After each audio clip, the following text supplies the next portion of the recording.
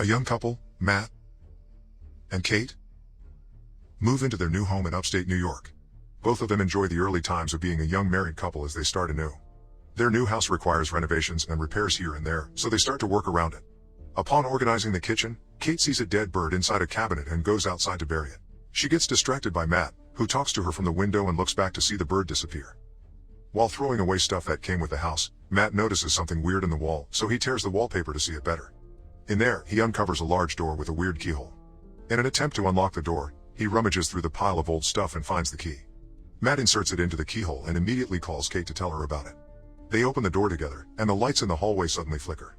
Matt calls the power company to report the problem, and Kate senses something weird about the room, so she follows him. The following day, an operator from the power company arrives to inspect the cause of the surges. To his surprise, the wires in the basement are ancient and intertwined in such a weird-looking way. When Matt asks if he can do anything about it, the operator says that he has never seen anything like it. Before the operator leaves, he tells Matt about the home's previous owners who got murdered inside the house. Upon hearing the shocking news, he immediately does his research about it. In an old news article, Matt learns that the couple who died are named Paul and Madeline Schaefer. Moreover, the identity of the suspect remains unknown and is aliased as John Doe. Matt, being an artist, tries to draw John Doe's face on his sketch pad and takes a break from it inside the mysterious room. He finishes a bottle of liquor and wishes that he could have another bottle to himself. The lamp flickers, and to his surprise, another bottle appears. Matt examines the bottle and realizes that the room can grant wishes. Kate wakes up to the sound of flickering lights in the living room and goes upstairs to check on Matt. Inside the room, she finds him far beyond excited as space is filled with new stuff. Matt happily shows Kate an authentic Van Gogh painting and explains that the room can grant any material wish. Thinking that it is one of Matt's pranks, Kate laughs it off but realizes that her husband is serious. She tests his theory and asks for $1,000. Matt rummages around the whole room and finally picks up the money Kate wished for. Still skeptical, she asks for $1 million and just like that, they are millionaires.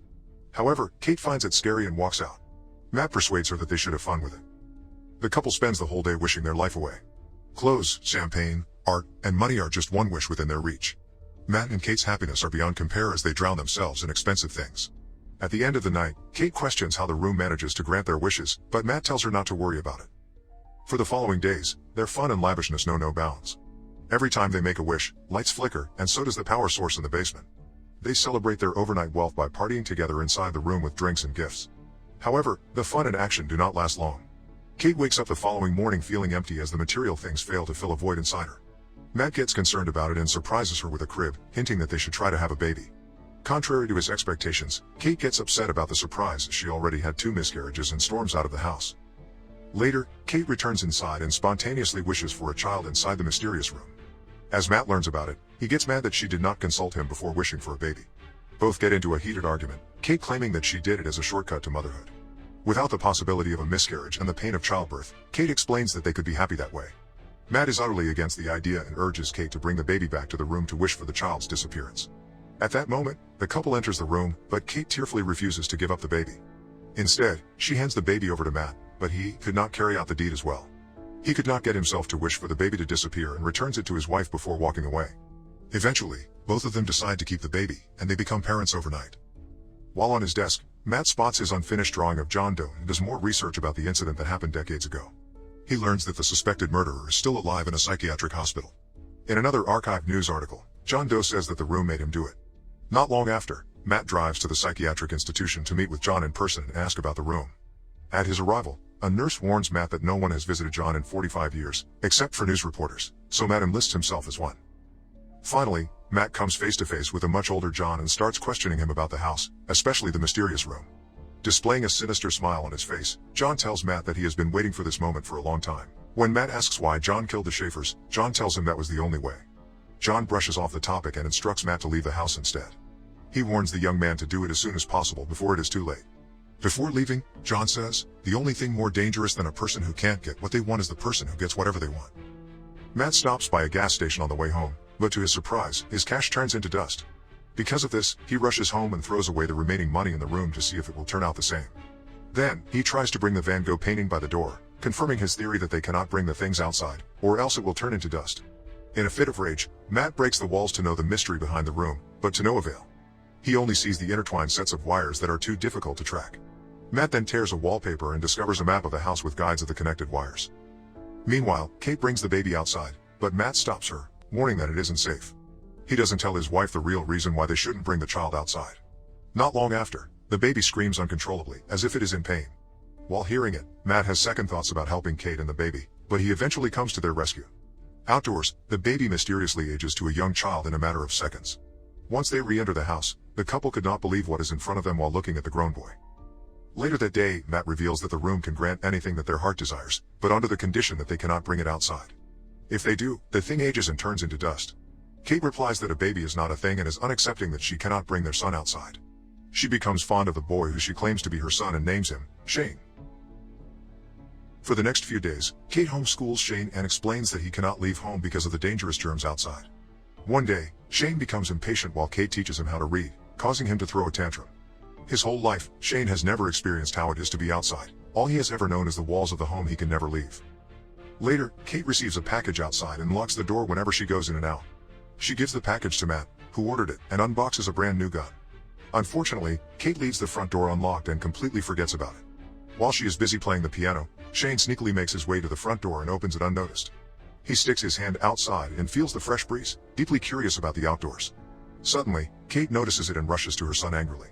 She embraces Shane, relieved that he is safe and unharmed. To prevent Shane from sneaking out, the couple decides to block every window with planks of wood.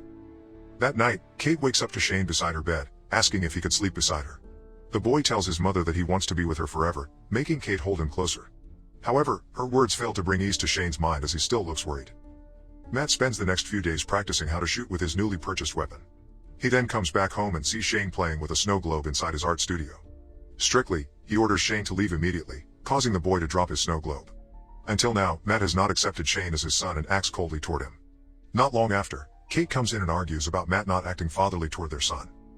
At nightfall, Shane walks around the house and sees a map that leads to the basement. He sees the big power source with intertwined wires and eventually ends up in the room. Throughout the night, lights flicker around the house, but Matt and Kate do not notice it at all. When Matt wakes up, he sees a new snow globe beside him and the broken one from a distance. He immediately wakes his wife up upon noticing the flickering lights, already having an idea of what's causing it. The couple enters the room, and to their surprise, Shane made an outdoor area inside it. The room that once had 4 corners is now a vast forest where Shane enjoys building a snowman. Kate is completely mesmerized by the world her son has created for himself and joins in with his fun. On the other hand, Matt is enraged and grabs Shane by the arm to bring him back inside. The incident causes the couple to argue whether or not to permit Shane to enter the room and play. Matt insists that it is dangerous, but Kate thinks otherwise. While they argue, the phone rings and Shane answers it, despite not being allowed to pick up the phone or talk to anyone else. Matt grabs the phone from the boy, and to his surprise, John calls and realizes that the couple wished for a boy. From the kitchen, Kate listens to their conversation with another phone and overhears their whole conversation. John explains that it entails the ultimate sacrifice of life for Shane to go freely outside the house. If Kate dies, Shane can go out and age, like everyone else. Over the phone, John shockingly reveals that he was also a child granted by the room. John's mother killed his father before forcing him, as a young man, to kill her so that he could be free. Then, he tells Matt that he has 2 options, kill Shane and save Kate, or kill Kate and save Shane. After hearing the conversation, Kate leaves home, causing Matt to worry. She attempts to crash the car, but she could not bring herself to do so. Being alone with Shane in the house, Matt acts frantically and even trashes his studio. Not long after, he prepares dinner for Shane, who sits across from him in the dining room. The curious boy keeps asking him questions, and with his growing annoyance, Matt loses his cool. Shane is told that he is not a real boy, and he does not have parents. Still, in a fit of rage, Matt drags Shane by the front door, but the boy runs back upstairs out of fear. In Shane's room, Matt realizes that he hurt him and sincerely apologizes for his actions. The boy asks if Matt could read to him, and they end up sleeping beside each other. As Kate arrives home, she is still confused by her emotions, but the sight of Matt and Shane lying beside each other brings her peace. Later that night, the couple shares an intimate moment as Shane watches. The boy waits for his parents to fall asleep and steals the key to the front door once they do. The following day, Matt and Kate discover that Shane went outside after seeing the front door open. In another area of the house, they are stunned to see Shane age overnight, though he still has the mind of a boy. He now appears to be a grown man and even holds his parents at gunpoint. Once Kate gets him to calm down, Matt throws himself at Shane and the two get into a fight. Being thrown onto the floor because of the brawl, Kate slowly loses her consciousness. Moments later, Kate wakes up to Matt, informing her that Shane died after being accidentally shot. Devastated, Kate goes out and breaks into tears, unable to cope with Shane's death. Matt comforts and carries her back into the house, where she continues to grieve. Back in the room where the fight happened, the real Matt gains consciousness and looks for his wife around the house. Still, in a state of panic, he notices flickering lights and gets under the idea that Kate and Shane, who has shapeshifted into Matt, are inside. All the while, Kate is still clueless about Shane being the one in front of her instead of Matt. However, she realizes the truth of the person's identity in front of her after Shane makes one of his habits of eating ice. Matt tries to make his way inside the room with all his will by breaking the wall and passing through all the wires. He finally reaches the room, which is now a forest full of woods.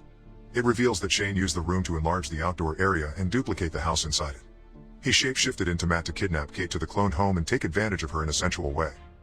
Determined to claim his wife back, Matt runs through the woods and finally arrives at the cloned home. He breaks in just as Shane forces himself on Kate in his bedroom. After hearing Matt break in, Shane gets up to prepare for another fight.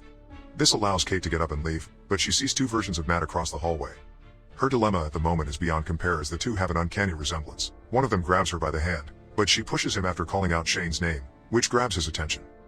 Shane loses his consciousness after falling down the stairs and transforms into his real appearance. Meanwhile, Matt and Kate cannot get out of the room because Shane keeps wishing for them to be trapped inside. After countless tries of arriving at the same place, Matt stops and thinks of a way out. The couple comes face to face with Shane by the door, who advances at Matt and stabs him to death.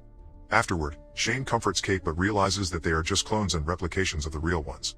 Matt and Kate quickly run to the room's exit through the woods while being chased by Shane, who grows more aggressive after being tricked. At the real home, Shane attacks Matt but is pulled with him outside. Realizing that it will cost his life, Shane runs back to the door, but Kate immediately closes it before he could get inside. Shane screams, "Mommy!" while Kate looks at him as he ages into an elderly man. He walks slowly as his body decays and eventually turns into dust. Despite his faults, Kate still cries over his body, having spent a significant amount of time with him as her son. At that moment, the couple clings to each other after a traumatizing day. A month later, they move into a smaller place and settle in peace. But not for long. Kate looks in horror at her pregnancy test that comes out positive, unsure if the baby belongs to Matt or Shane. As if things are not bad enough, a lamp flickers, and she gets under the impression that all along, they might still be in the room. In the story, Matt and Kate have completely been blinded by the riches that the room has to offer. With the unexplained magic, they become more careless with their desires, even wishing for a child after a series of miscarriages. The flickering light at their new apartment at the end gives a slim possibility of them still being in the room, or a glitch in the building may also cause it. Among the most shocking revelations is Kate's pregnancy, which could be Matt's or Shane's child. The night before the big incident, Kate and Matt made love, but the grown Shane also assaulted her in the clone home. The mystery of the film does not only revolve around the wish-granting room but, finally, the father of Kate's unborn child. Wow!